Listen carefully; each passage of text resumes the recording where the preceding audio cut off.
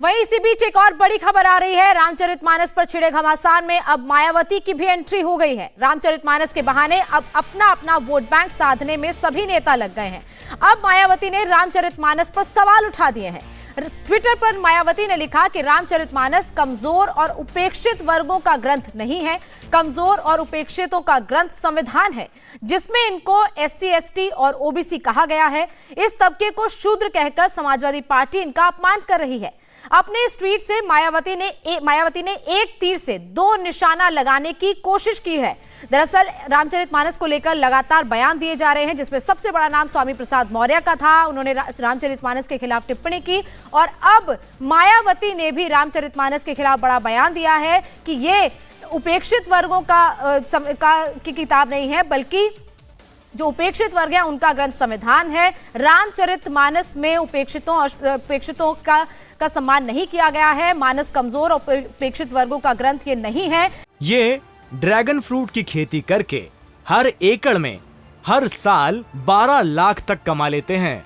आपको भी करना है तो फ्रीडम ऐप को अभी डाउनलोड कीजिए। कमजोर और उपेक्षित वर्गों का ग्रंथ संविधान है, तो मायावती का यह बड़ा बयान उनके ट्विटर हैंडल के जरिए सामने आया है। और इसके साथ साथ SP यानी समाजवादी पार्टी पर भी निशाना साधा है कि समाजवादी पार्टी शूद्र कहकर SC ST का अपमान कर रही है और जो रामचरितमानस ग्रंथ है वो मानस कमजोर और उपेक्षित वर्गों का ग्रंथ नहीं है, बल्कि उनका ग्रंथ संविधान है। तो लगातार रामचरितमानस को लेकर सभी नेता, सभी पार्टियां इस तरीके से बयानबाजी कर रही हैं और एक ही तीर से कई कई निशाने साधे जा रहे हैं। मानस विरोधियों की लिस्ट में मायावती भी शामिल हो गई हैं। यूपी में रामचरितमानस पर छिड़े इस घमासान पर योगी ने खुलकर बात की है। इंडिया टीवी के इंटरव्यू में योगी आदित्यनाथ ने इस विवाद को उत्तर प्रदेश के विकास के मुद्दे से ध्यान हटाने की कोशिश बताया।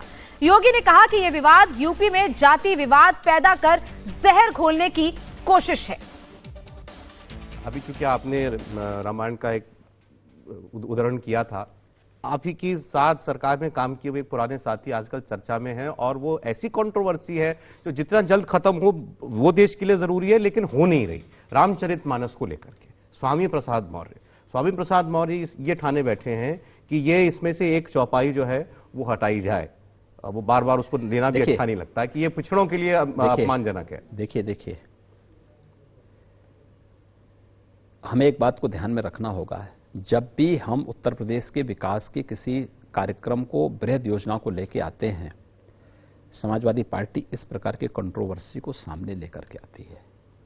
विकास के मुद्दे से ध्यान हटाने की एक शरारतपूर्ण चेष्टा है, जिससे विकास के एजेंडे को डाइल्यूट किया जा सके।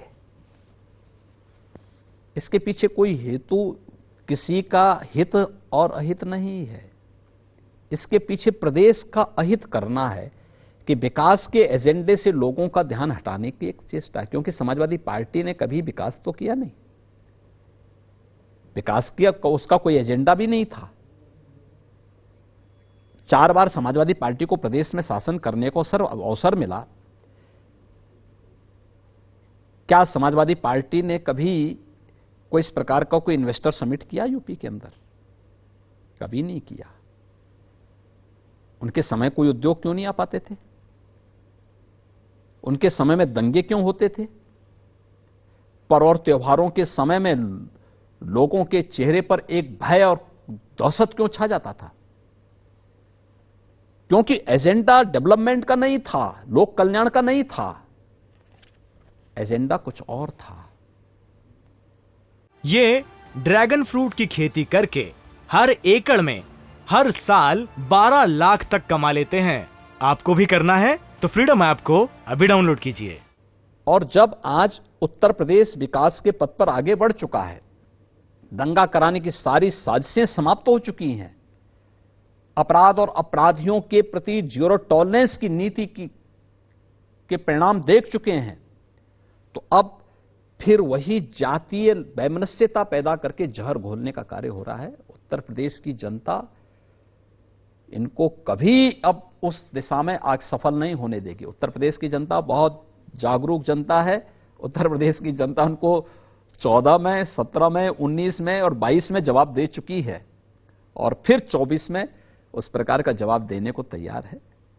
ग्लोबल इन्वेस्टर समिट होगा, शानदार तरीके से होगा, लाखों करोड़ रुपए के निवेश आएंगे, लाखों नौजवानों के लिए रोजगार और नौकरी की सुविधा देंगे। अब इसमें कोई यूपी को रोक नहीं सकता है। इंडिया टीवी हर वक्त हर जगह डाउनलोड करने के लिए सर्च करें India TV news Google play store या ऐप स्टोर पर।